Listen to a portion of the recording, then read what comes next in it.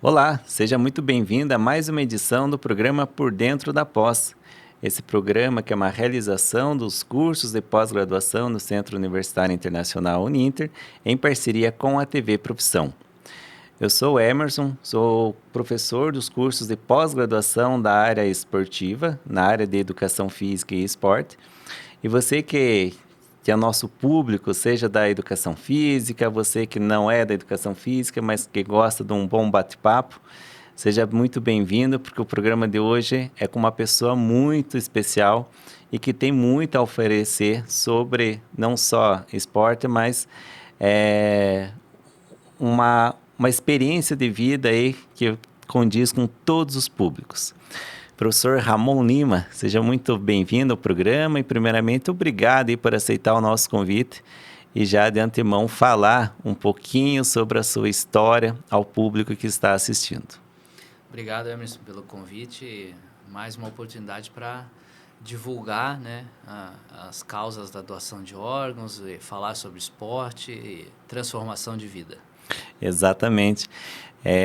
Hoje nós vamos falar, né, Ramon, sobre a importância da doação de órgãos. Você é uma pessoa transplantada e nem por isso você deixou de fazer atividade física, muito pelo contrário. É uma grande referência aí para todos que o conhecem e também para as pessoas que vão acompanhar o programa. Então, claro, a gente vai falar sobre a importância da doação, né? Como você já falou em outras edições, num momento muito delicado para a família, mas que tem um total sentido para outra pessoa que muitas vezes está ali na fila de espera independente do órgão que está esperando, está precisando. Então, o programa é sobre isso, falar, por exemplo, sobre a sua trajetória, como que você descobriu a necessidade de passar por esse processo e também após o processo, como que foi realizado e até onde você chegou, né? Continuando a atividade física, claro que já tem ali um círculo, né? Que você é professor de educação física, então sabe da importância dessa atividade. E também aí, no segundo bloco do nosso programa, a gente vai falar sobre os Jogos Mundiais de Atletas Transplantados, no qual você já participou de uma edição, né, na Austrália, Isso. e agora, em 2025, vai para a Alemanha. Então, a gente vai entrar em detalhes também, mas eu acho que para iniciar, eu gostaria que você falasse, né, para o público que está assistindo, principalmente os alunos da Uninter, como que foi esse processo, como que você descobriu a necessidade e, inclusive, de estar passando, né, por esse processo de transplante e também como que ele ocorre, né? A gente viu aí recentemente o próprio Faustão, que é uma celebridade, é uma Sim. pessoa midiática, e não é o fato de ser o Faustão que o processo é diferente, né? Não, nem um Então, pouco. gostaria que você falasse um pouquinho sobre isso. Beleza, então... bom, falar um pouquinho sobre a minha história, né? Como que eu cheguei até aqui. Cresci em Antonina, uma cidadezinha pequena aqui do nosso litoral. E sempre, desde pequeno, quis ser atleta. Nunca tive grandes oportunidades por conta mesmo da cidade, né? De não conseguir desenvolver esse lado. E resolvi, então, sair de Antonina, vir para Curitiba. E aqui eu desenvolvi todo os meus estudos, me formei em educação física. Então, o esporte sempre esteve vinculado a mim, né? Ou na minha prática diária ou na minha prática profissional. E em relação à doença, ela também sempre esteve presente, porque a minha mãe foi transplantada renal, né? Então, ela descobriu a insuficiência renal dela já no estágio super avançado.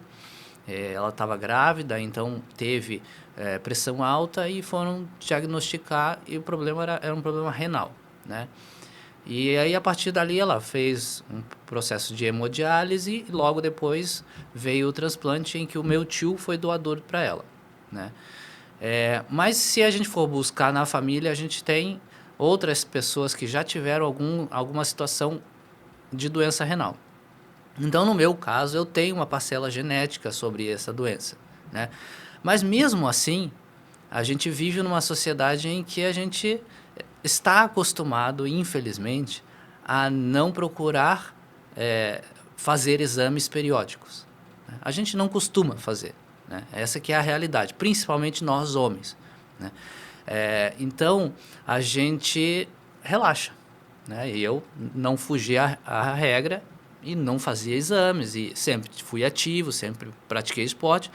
Vida saudável, vamos tocar a vida e não vamos nos preocupar com exames e com nada. A princípio, você não sente nenhuma dor anormal, a pessoa permanece sem buscar ali fazer Exatamente. o famoso check-up, né? E a grande maioria das doenças renais, elas são silenciosas, com exceção de alguns casos mais graves ou da clássica pedra nos rins, né? Tirando essas, a grande totalidade delas é silenciosa. Então, a gente realmente não se preocupa nisso. E a minha mãe é um exemplo disso, que ela só ficou sabendo quando estava prestes a ter o segundo bebê. Então, elas são realmente silenciosas. E eu nunca me preocupei com isso. Eu toquei a minha vida, me casei, fui morar fora. E aí, por acaso, fui fazer alguns exames. Depois que a gente retornou desse momento vivendo no exterior, a gente voltou e eu fui fazer os exames. Aí sim, voltei e falei, voltamos para o Brasil, vamos fazer um check-up, né? Há quase 3 anos que a gente não faz absolutamente nada, vamos fazer. Temos plano de saúde, vamos aproveitar. E nesses exames é que foi detectado sangue na urina, né? De forma microscópica, mas foi detectado.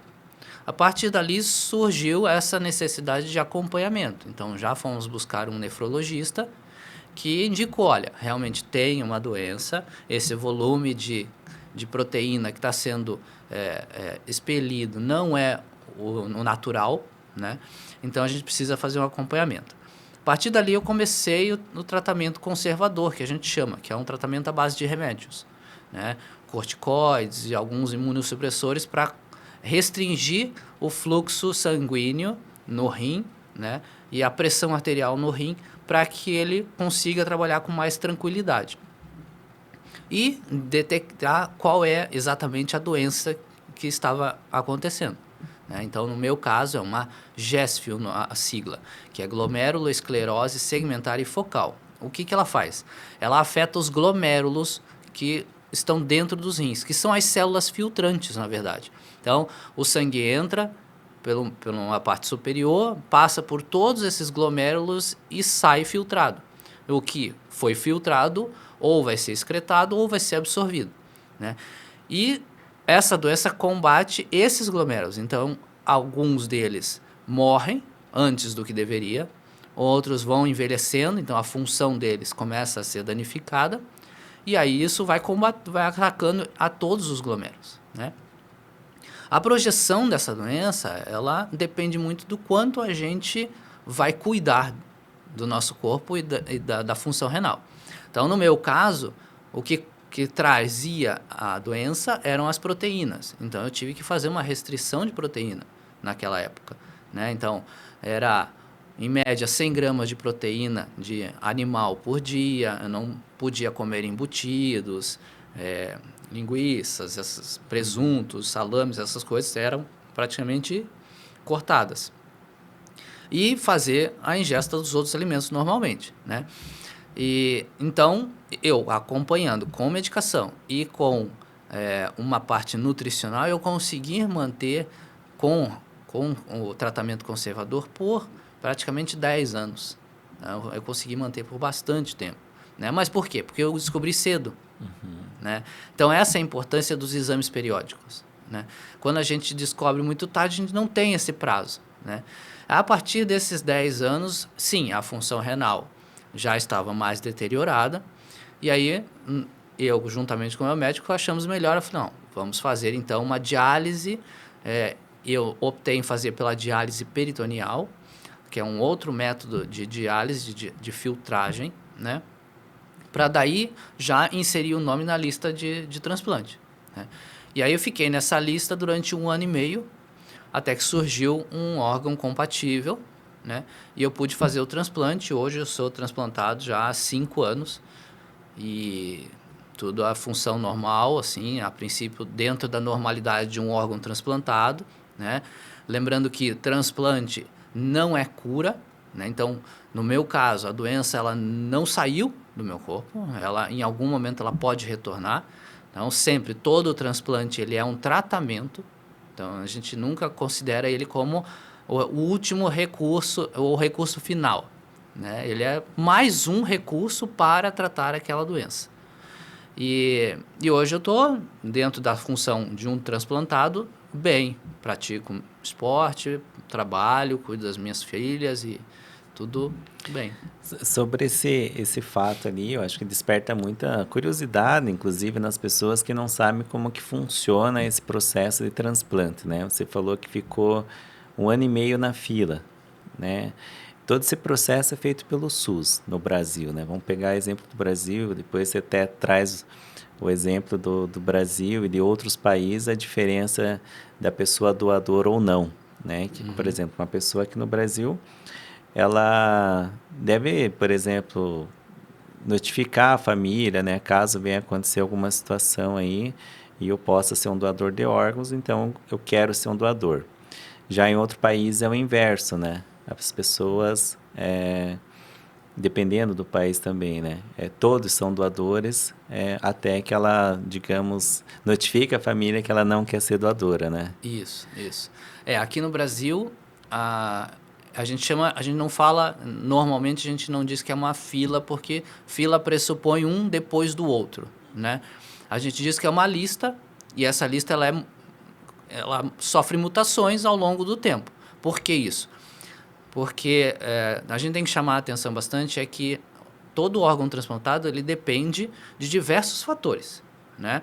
Um deles é a compatibilidade genética daqueles órgãos, né? Então, logo que há um órgão detectado para transplante, é feita uma análise, isso em tempos, assim, em curtíssimo período de tempo, né? É feita a análise desse material, é detectado os padrões genéticos dele e passado para a central de transplante, que vai automaticamente buscar nessa lista a pessoa com esses dados mais compatíveis. A partir desses dados é que vão ser inseridos outros dados. Então, por exemplo, tipo sanguíneo, idade, né, tamanho do paciente. Então, por que o tamanho é importante? Porque uma criança que está em lista de espera, tem 10 anos de idade, ela não pode receber um pâncreas, um fígado de um senhor de 60 anos, mas que tem 1,90 m, porque o órgão vai ser muito grande. Ele não é compatível com aquela estrutura. Pode até ser compatível com todas as outras situações, mas não com a estrutura. Então tem que ser levado isso em consideração também, né? No meu caso, eu passei 1 ano e meio na lista de espera. É um período relativamente curto. Por quê? Porque eu sou AB positivo, eu sou receptor universal. Então, teoricamente, eu pulo na frente de muitas pessoas, né, que não têm esse tipo sanguíneo. Então, esse já é um fator que ajuda, que contribui para diminuir o tempo de lista de espera, né? No Brasil, sim, você tem que expor o seu desejo em ser, né? Existe hoje no Brasil que você possa colocar na sua identidade, você vai no cartório, registra e você pode colocar na sua identidade que você é doador de órgãos. Só que isso não é uma formalização válida no sentido jurídico da coisa, tá? Por quê? Porque se a família, no momento que acontece alguma coisa com você, e a família se negar a doação, é a família que tem esse direito. Independente da sua vontade exposta em documento, tá? Aqui no Brasil acontece assim. Então, daí a importância que a gente tem em falar sobre a doação de órgãos com os nossos parentes. Deixar eles bem cientes do nosso desejo em ser doador de órgãos, né? Nesses outros países é exatamente o contrário. A grande maioria é você deixar claro que você não quer doar, né? Todo mundo é doador até que se prove o contrário, vamos dizer assim, né? Então, essa que é a grande realidade na grande maioria dos países, né? Mas a gente pressupõe que aqui no Brasil, exista a necessidade de você assumir esse desejo, né? Você mostrar para a sua família esse desejo e deixar bem claro. E é essa família que vai dizer o sim ou não naquele momento em que a equipe médica chega até você para questionar se você quer ou não que façam a doação de órgãos. Muito legal. E, inclusive, né, Ramon, a gente acompanhou, né, o fato, até eu mencionei no início do programa, do Faustão, que é uma celebridade e conhecida nacionalmente, tantos anos trabalhando na televisão. E a partir do processo que ele entrou, assim, na lista de espera para o transplante do coração, foi rápido, né, digamos, esse período ali.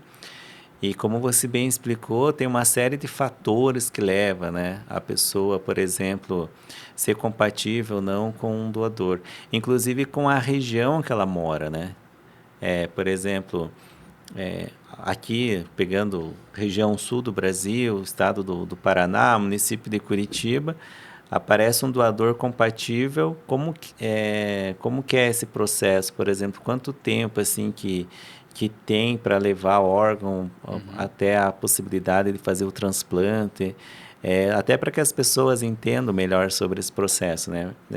A questão do deslocamento também, enfim, o Brasil é um país territorialmente muito grande, então pode Sim. ser que a pessoa tenha um órgão compatível com uma pessoa lá do norte, mas será que daria tempo desse órgão chegar até lá? Enfim, gostaria que você explicasse um pouquinho sobre isso também.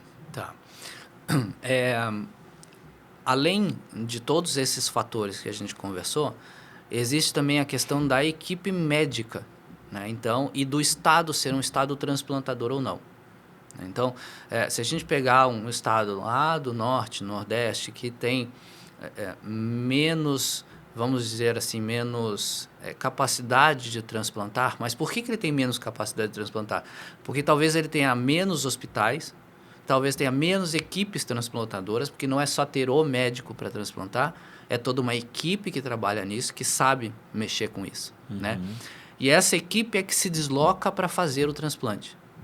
Então, no momento em que surge um órgão, né, vamos supor, surgiu um órgão de um acidente de estrada em Santa Catarina. No momento, nenhuma equipe de Santa Catarina teria condições de fazer o transplante, porque todos estão ocupados fazendo isso. Então, este órgão é deslocado ou para o Rio Grande do Sul ou para Curitiba, para o Paraná, no caso, né? E a equipe tem que estar disposta. Então, vai para o Rio Grande do Sul se o tempo de espera desse transporte, desse órgão para o Rio Grande do Sul der tempo para isso, né? Então, cada órgão tem um tempo para isso, né? O coração é o que leva menos tempo, que ele acaba muito rápido e se degenera muito rápido e também não pode ficar muito tempo no gelo, né? Então, tem todo esse preparo. Então, a equipe médica tem que receber o órgão, tem que fazer o preparo do órgão até chegar o órgão, né? Faz todo o preparo, depois recebe o paciente, prepara o paciente. Então, todo esse tempo ele é calculado. Então, se não tiver uma equipe transplantadora, não vai conseguir receber esse órgão. Então, por isso que normalmente um órgão que acontece de receber aqui no sul não vai para o norte. Isso é muito incomum, a não ser que seja um estado muito grave, que essa pessoa seja múltiplo órgãos, por exemplo, e aí até é cogitada a possibilidade, mas são pouquíssimos casos que acontece isso, né? Então, normalmente, o período é o mais curto possível de tempo para chegar nas pessoas. No caso do Faustão, tem uma singularidade que todo mundo falou assim, mas o dele foi muito rápido, né? E surgiram até os boatos de que ele tinha comprado, né? Sim. E assim, isso é impossível aqui no Brasil. Exato. É impossível. E realmente ele fez tudo pelo SUS. Tudo bem, ele estava num hospital de ponta? Estava. Mas todo o processo de transplante só pode ser feito pelo SUS. É o SUS que comanda todo esse organismo, vamos dizer assim, né? Então, tudo ele fez por lá. E aí, depois, ele necessitou de outro transplante, né? E foi também, novamente, muito rápido. Mas por que o primeiro foi rápido? Primeiro porque era um coração, né? Então, é uma prioridade, porque ele dura muito pouco tempo fora do corpo, né? E o segundo transplante, normalmente são mais rápidos, porque as pessoas passam à frente das pessoas que já estão na lista de espera, porque é o segundo. Se ela não conseguir aquele segundo órgão, ela perde o primeiro. E a intenção é fazer com que eu continue primeiro e não perca esse segundo. Então, por isso que ela vem à frente de outras pessoas, e por isso que ele recebeu tão rápido o segundo transplante, vamos dizer assim, né? Mas São Paulo, por exemplo, é um estado muito transplantador. Mas por quê? Porque tem muitos órgãos e tem uma quantidade de oferta de órgãos maior também. Porque como tem uma população muito grande, nós acabamos que temos, infelizmente, mais acidentes, mais mortes e mais pessoas sendo agraciadas com o transplante, né? Infelizmente. Não, e é legal porque assim você explica, né, de uma forma muito didática, inclusive, questões aí que, enfim, quem não tem o conhecimento acaba muitas vezes confundindo, criando situações aí, como você muito bem explicou, que é impossível de acontecer, né? Como o fato dele é por ser uma celebridade e a questão também dele de ter ocorrido de uma forma bastante rápida, né? Como você bem explicou ali. E Ramon, tendo todo esse momento ali, né, 5 anos que você é transplantado, e agora trazendo um pouquinho assim, falando sobre a atividade física, sobre a questão também de ser um atleta transplantado. Né, eu gostaria que você falasse, por exemplo, quando que você, a partir de qual momento você já começou a fazer atividade física, quais foram as restrições também, e inclusive a criação da liga, né? Que vocês têm, você, né, é o presidente, se não me engano ainda, ou foi por um tempo, né, o presidente da liga, e também as competições que você participou, né? Eu acho que ali a gente consegue trazer muito bem, por exemplo, ao nosso público, que a pessoa que recebe um órgão, se torna uma pessoa transplantada, ela não é impossibilitada de fazer coisas que outra pessoa que até então não tem um órgão transplantado, deixa de fazer. Então, eu gostaria que você falasse, por exemplo, sobre a criação da liga, sobre as competições que você participou, enfim, de tudo isso. Maravilha. Em 2019, eu já estava afastado das minhas atividades profissionais por conta da diálise, né? Então, antes de falar da parte esportiva, só deixar bem claro assim, que existem basicamente dois meios de se fazer a diálise. Quando a gente não tem mais filtragem, a gente vai para hemodiálise, que é a pessoa vai para uma clínica, vai de 3 a 4 vezes por semana para fazer essa filtragem, porque o nosso corpo já não faz mais, né? Então, todos aqueles nutrientes que ou seriam excretados ou seriam absorvidos, eles ficam vagando no nosso corpo. Por isso que normalmente você vê uma pessoa que está em hemodiálise, é uma pessoa com o rosto mais inchado, com bastante retenção de líquido, porque não consegue eliminar. Por isso ela precisa fazer a hemodiálise. Mas existe a diálise peritoneal, que foi o meu caso. É feito pelo abdômen, é um outro processo de diálise que a gente faz em casa, não precisa ir à clínica. Então eu faço de 3 a 4 vezes por dia em casa. Então nesse período eu já estava afastado para fazer essa diálise, né? Então é um período que a gente aprende a lidar com muitas coisas nossas, assim, né? A gente cuidar do nosso corpo de maneira diferente e tal. E aí eu, como afastado, eu falei, bom, eu preciso fazer alguma coisa, né? Não só ficar aqui esperando dar a hora para eu fazer a nova troca de bolsa, né? Não dá. E aí eu descobri que existe uma associação, né? A Associação Brasileira dos Transplantados. E aí, fuçando na internet, eu descobri que eles iriam fazer os primeiros Jogos Brasileiros dos Transplantados. Aí eu falei, olha, não sou transplantado ainda, mas quero conhecer, né? Tô com tempo, me candidatei a ser voluntário. E aí, e aconteceu aqui em Curitiba, os primeiros jogos. Aí eu fui como voluntário e conheci aquele mundo de pessoas já transplantadas, fazendo atletismo, fazendo natação, salto na caixa de areia, ciclismo, corrida de rua. Eu falei, é possível isso, né? Eu até questionei depois o meu médico e ele falou, não, é possível sim. E aí eu percebi realmente que existia um outro mundo, né, ligado ao esporte. E aquilo ali me trouxe um alento muito grande. Porque como eu sempre tive o esporte fazendo parte da minha vida, falei, olha, é uma oportunidade que eu tenho de desenvolver algo que eu gosto, né? E eu, como professor de educação física, ainda mais facilita as coisas, né? Aí, a partir dali, eu comecei a me envolver um pouco mais nos esportes, né? E aí, depois do transplante, eu tive liberação do meu médico somente um ano depois, né? Aí, um ano depois, eu podia voltar a fazer atividade física. Comecei com umas caminhadas leves, sem muito esforço, né? Aí, a partir de um ano e pouquinho, meu médico falou, olha, acho que agora você pode começar a se movimentar um pouquinho mais forte, praticar umas corridinhas mais curtas, nada de muito esforço. E aí, em novembro, eu transplantei em janeiro, no dia 19 de janeiro de 2020. E aí, em março, fechou tudo, né? Por conta da pandemia. Quando as coisas começaram a retornar da pandemia, é que eu comecei a sair de casa. E aí eu comecei a fazer algumas atividades, algumas corridas. E aquele pessoal que eu conheci nos jogos brasileiros, eu comecei a me conectar com eles. Falei, olha, tem alguma coisa voltada a esporte? Porque eu sabia que para atividade física tinha algumas pessoas que trabalhavam com isso, mas nada focado no esporte, na competição. E aí eu descobri que tinha os Jogos Mundiais dos Transplantados, mas não tinha nenhum grupo no Brasil que se dedicasse a isso. Foi então que a gente resolveu criar a Liga de Atletas Transplantados do Brasil. Né? Nos unimos, vamos focar no esporte, na competição. Aí eu novamente recorri ao meu médico e falei assim, eu posso fazer? O que eu posso e o que eu não posso?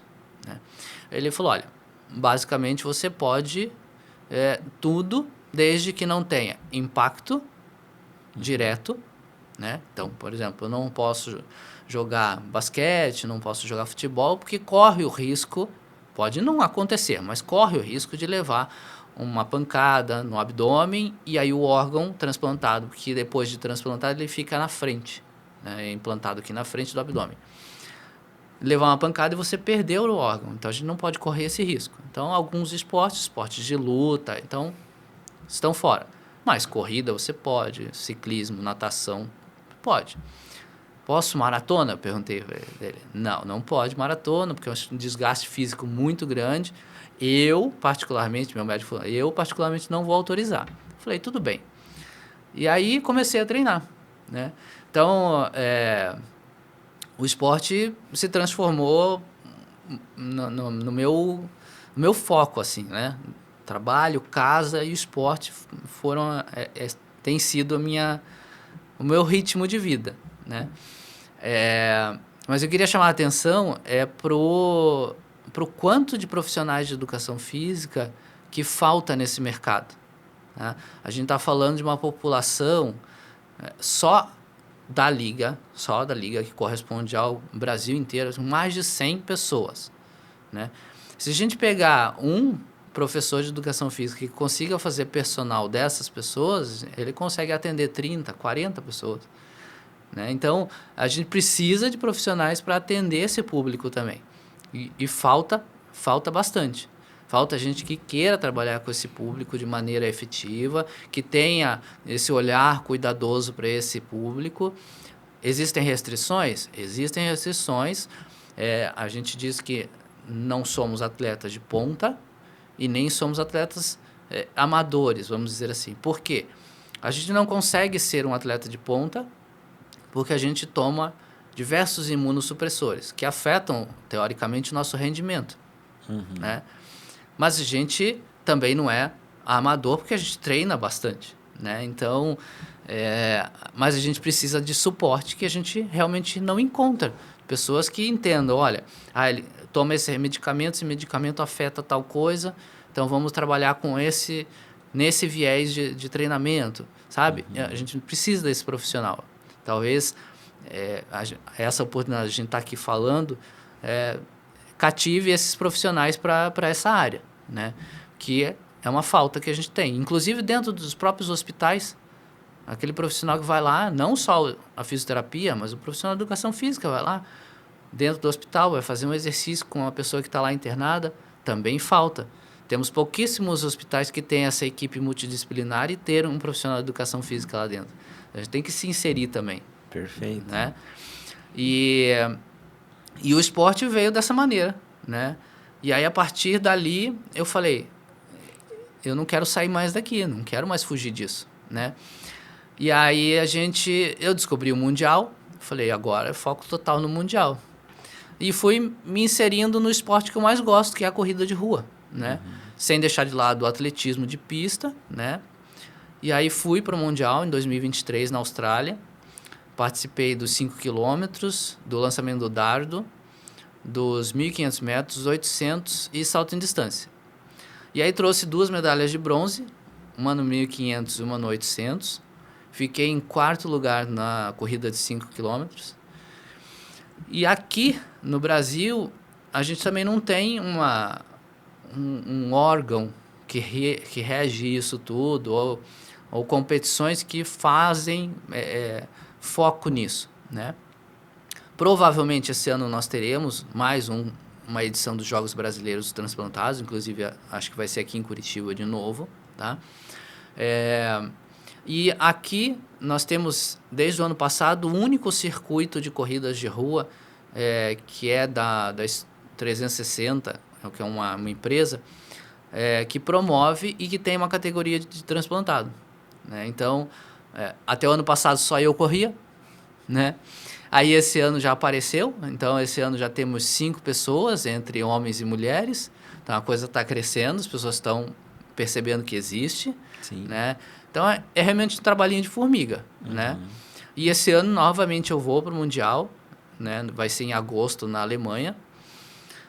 Estou treinando muito para a gente poder melhorar as marcas e as pessoas me perguntam assim, mas você é a competição mesmo. Eu falei, mas eu tenho esse objetivo. Eu gosto de competição. Aquele transplantado que quer fazer atividade física, mas não quer participar de competição, tá tudo certo. Ele vai cuidar da saúde, como todas as outras pessoas deveriam cuidar da saúde. Vai fazer atividade física. Quando ela tem um pouquinho desse bichinho da competição, aí a coisa muda de figura e ela pode participar dessas competições. Então, eu sou competitivo, né? Mas nem todo transplantado precisa ser. Sim. Né?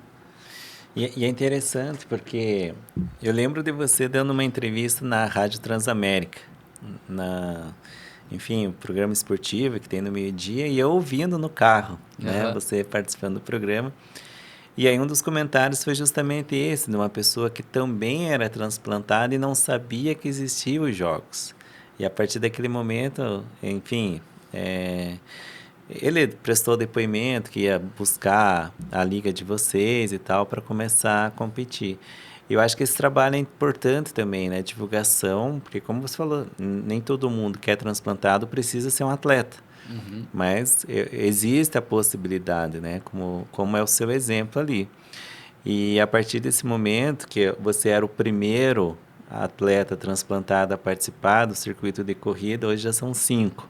Daqui a pouco pode ser 10 e assim vai multiplicando o número de pessoas, né? Eu até trouxe a camisa, né? Que eu corro com ela, né? Porque ela chama muita atenção. É amarela, né? É de fato realmente para chamar a atenção. Aqui na barra a gente tem escrito, doe órgãos. Então para essa câmera aqui, ó. Então é para chamar mesmo a atenção, né?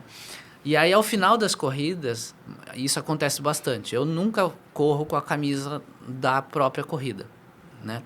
Sempre corro com essa. E normalmente ao final das competições chega alguém para perguntar, nossa, mas você é atleta transplantado, meu, do quê? E aí já começa uma conversa sobre o transplante, né? Então é feita para chamar a atenção mesmo. E eu não corro, obviamente, só pela competição e só porque eu gosto. Eu corro também e me dedico para agradecer, de certa maneira, ao sim que uma família disse num momento de dor. Sim. Eu sou grato por esse sim e demonstro essa minha gratidão me esforçando e divulgando ainda mais a causa. Né? Então, não é só estar lá na corrida para competir, mas é também para divulgar.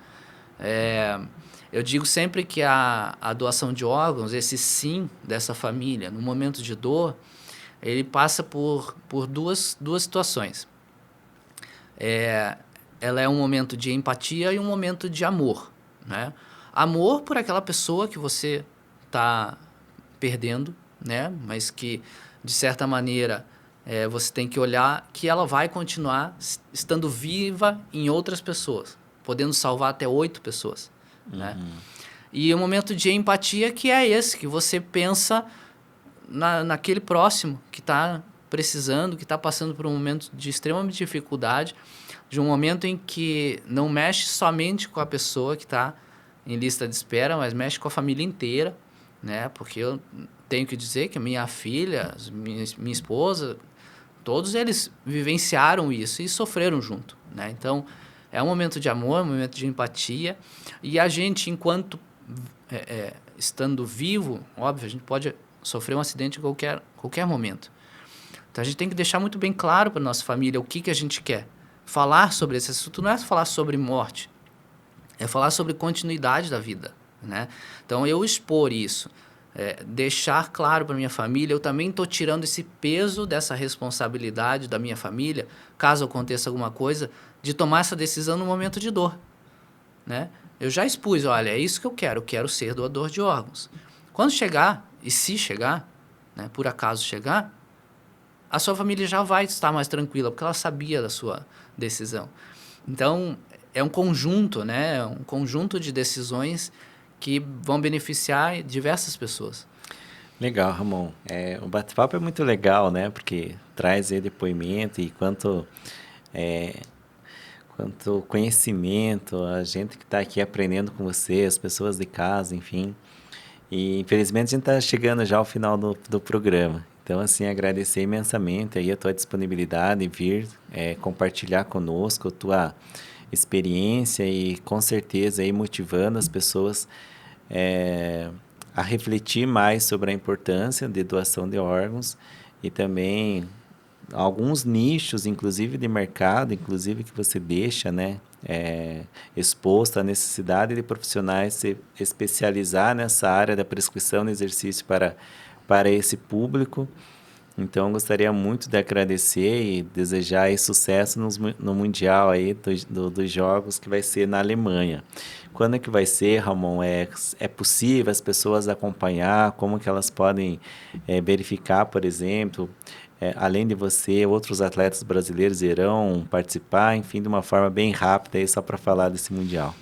Então, nós estamos pensando que a gente vai contemplar aí mais ou menos uns 15 a 20 atletas nesse Mundial, né? Espalhados pelo Brasil todo, de diversos esportes, triatlo, natação, vôlei, tiro com arco, uma infinidade de esportes. E de 15 a 24 de agosto acontece esse Mundial. Acredito que provavelmente vai ter uma transmissão através do YouTube do Mundial, né? Não sei com que regularidade isso vai acontecer, mas se acompanhar o Instagram da Liga ou o meu Instagram, vão poder acompanhar as coisas com mais frequência, porque a gente vai estar lá fazendo essa divulgação, né? Então, o Instagram da Liga é @ligatxbr, né? E o meu é @ramonlima _atleta _tx, né? E aí é só buscar esses canais aí, vai poder verificar as competições, vou tentar fazer o máximo de divulgação possível. Legal, eu acompanho você nas redes sociais, né? Convido também o pessoal que está acompanhando a te seguir. E, Ramon, obrigado, viu, de coração mesmo aí, por você ter vindo conversar conosco. E o pessoal que está acompanhando, espero que tenha gostado desse programa, com certeza aí enriquece, faz a gente refletir sobre tantos assuntos, inclusive sobre a vida, sobre a atividade física e sobre o esporte, como o Ramon falou. além da prática da atividade física, a prática do esporte. Então, nos encontramos numa próxima. Um abraço e até lá.